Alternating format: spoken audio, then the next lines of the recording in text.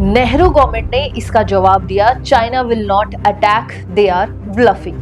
China is bluffing. सिर्फ इस सोच की गलती से नेहरू जी ने और इंडिया ने अक्साई चीन का 38,000 स्क्वायर फीट किलोमीटर हमेशा के लिए खो दिया। और उन सीक्रेट लेटर्स की कहानी अगर सुनी गई होती तो आज शायद हिस्ट्री कुछ और होती। This was the day when India almost lost Ladakh.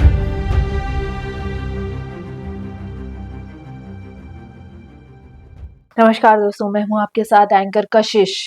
1962 एक ऐसा चैप्टर जिसके बारे में हमें स्कूल बुक्स में सिर्फ 2 लाइंस मिलती हैं, लेकिन सच इससे कहीं ज्यादा डार्क, डीप और शॉकिंग है। क्योंकि एक दिन इंडिया ने पूरा लद्दाख ऑलमोस्ट खो दिया था और ये सब कुछ शुरू हुआ एक सीक्रेट लेटर से। एक ऐसा लेटर जिसे पढ़कर दिल्ली की सरकार हिल गई थी। लेकिन सबसे बड़ी बात, उन्होंने इस पर कोई एक्शन नहीं लिया। 1950s के एंड में इंडिया ऑलरेडी एक बड़ी गलती कर चुका था और वो गलती थी चाइना को तिब्बत पर कब्जा करने देना। फिर 1957 में इंडियन ऑफिशियल्स को एक रिपोर्ट मिली जिसके मुताबिक चाइना ने लद्दाख के बीचों बीच एक रोड बना दिया है जिसका नाम था द अक्साई चीन रोड हाईवे G219।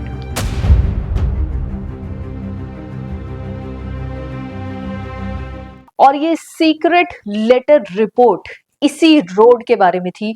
दोस्तों, लेटर का कंटेंट था कि sir, Chinese trucks are moving inside Indian territory. हम अपनी जमीन पर चाइनीज आर्मी को देख रहे हैं। दोस्तों, इतनी बड़ी बात, वो भी 1950s में चाइना के तिब्बत पर कब्जा करने के बाद दिल्ली ने हल्के मिली। पर दोस्तों, प्रॉब्लम सिर्फ एक रोड नहीं थी, सबसे बड़ा कंफ्यूजन था मैप्स। इंडिया के 1950s के मैप्स चाइनीज टेरिटरी को दिखाते ही नहीं थे।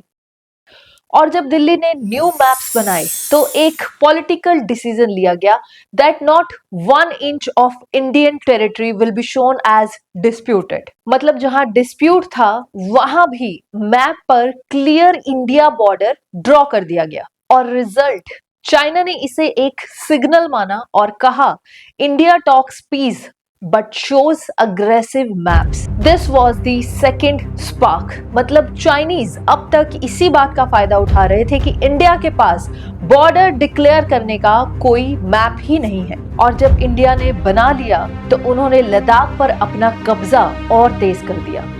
दोस्तों, और क्या था उस लेटर में जो दिल्ली भेजा गया था नेहरू जी को। 1961 से 62 तक लगातार इंटेलिजेंस रिपोर्ट्स दिल्ली आ रही थी कि Chinese post inside Indian patrol routes, कि चाइनीज आर्मी ने अपनी पोस्ट इंडियन टेरिटरी में बना ली है। न्यू बंकर्स, यानी पोस्ट के साथ साथ एरियल डिफेंस के लिए इंडियन टेरिटरी में बंकर्स भी बना लिए। इंक्रीज्ड ट्रूप मूवमेंट्स, यानी चाइनीज ट्रूप्स इंडियन टेरिटरी में फ्रीली घूम रहे हैं। हेलीकॉप्टर साइटिंग, यानी Chinese military helicopters Indian territory में लगातार घूम रहे हैं। और एक लेटर जो सबसे शॉकिंग था जिसमें साफ साफ लिखा था, China is preparing for major offensive in Ladakh, there forward posts are 40 kilometre inside. जी हाँ दोस्तों, 40 किलोमीटर अंदर आ चुका था चाइना इस वक्त तक। लेकिन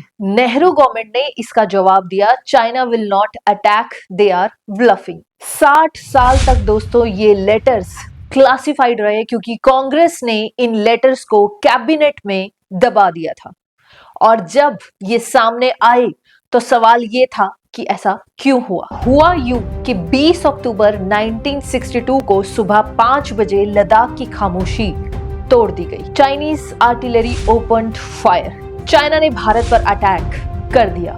इंडिया के पोस्ट गलवान, चिपचाप, दौलत बेगौलदी, सब पर एक साथ अटैक। एक इंडियन पोस्ट के रेडियो ऑपरेटर ने लास्ट मैसेज भेजा, we are surrounded, request support. पर सपोर्ट उन्हें नहीं मिला।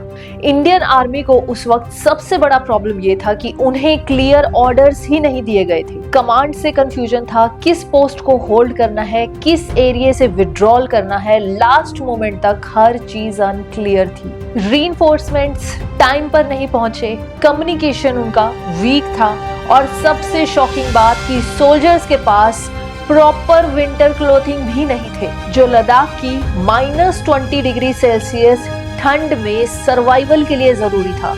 आर्टिलरी सपोर्ट भी जीरो था, जबकि सामने चाइनीज आर्मी हैवी मोटर्स और मशीन गन्स के साथ एडवांस कर रही थी। इस सिचुएशन में हमारे जवान लगातार 48 घंटे तक सिर्फ राइफल्स लेकर लड़ते रहे, मशीन गन्स, मोटर्स और कंटिन्यूस शेलिंग के सामने। दिल्ली में इमरजेंसी कैबिनेट मीटिंग बुलाई गई, पूरा रूम टेंशन से भर चुका था और तभी एक मैसेज आया, if China advances 30 more kilometre Ladakh will fall. ये खबर सुनते ही एटमॉस्फेयर और हैवी हो गया। It was truly the darkest moment for India. Reports के मुताबिक नेहरू जी ने उस वक्त कहा था, my heart goes out to the people of Assam, क्योंकि चाइना ने सिर्फ लद्दाख पर ही नहीं बल्कि नॉर्थ ईस्ट पर मैसिव अटैक लॉन्च कर दिया था। इस वक्त सिचुएशन इतनी क्रिटिकल थी कि दिल्ली के पास कोई भी क्लियर स्ट्रैटेजी नहीं बची थी। दोस्तों, इतनी इंटेलिजेंस पहले से मिलने के बाद भी भारत सरकार ने कोई तैयारी नहीं कर रखी थी और ऑलमोस्ट लद्दाख को खोने की कगार पर था भारत इस वक्त। लेकिन फिर एक चमत्कार हुआ। जी हाँ दोस्तों, हम इसे चमत्कार ही कहेंगे। Suddenly Chinese army stopped advancing. 22 नवंबर 1962 को चाइना ने सीज फायर अनाउंस कर दिया।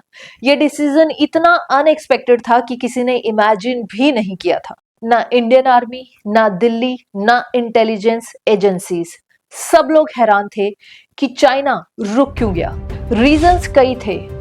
लद्दाख की ब्रूटली हार्श विंटर आ रही थी, उनके supply lines already over stretch थे, यूएस टेंशंस बढ़ चुके थे और माओ के अंदर भी पॉलिटिकल चैलेंजेस चल रहे थे। पर इस वक्त की सबसे बड़ी सच्चाई ये थी कि अगर चाइना चाहता तो वो पूरा लद्दाख कैप्चर कर सकता था। इंडिया प्रैक्टिकली डिफेंसलेस पोजीशन पर खड़ा था। चाइना ने रोकना डिसाइड किया। ये हमारा लक था, स्ट्रेंथ नहीं। China is bluffing. सिर्फ इस सोच की गलती से नेहरू जी ने और इंडिया ने अक्साई चीन का 38,000 स्क्वायर फीट किलोमीटर हमेशा के लिए खो दिया। एक इतना बड़ा हिस्सा जो कुछ देशों के टोटल साइज से भी ज्यादा है। और इस संघर्ष में हमने खोए लाखों इंडियन सोल्जर्स जो कभी वापस नहीं आए। 1962 की वॉर सिर्फ एक डिफीट नहीं थी, ये थी एक वेकअप कॉल। लद्दाख अगर आज हमारे पास है, it's not because of political decisions, it's because soldiers stood on barren rocks with no support, just courage. और उन सीक्रेट लेटर्स की कहानी अगर सुनी गई होती तो आज शायद हिस्ट्री कुछ और होती। This was the day when India almost lost Ladakh. Jai Hind.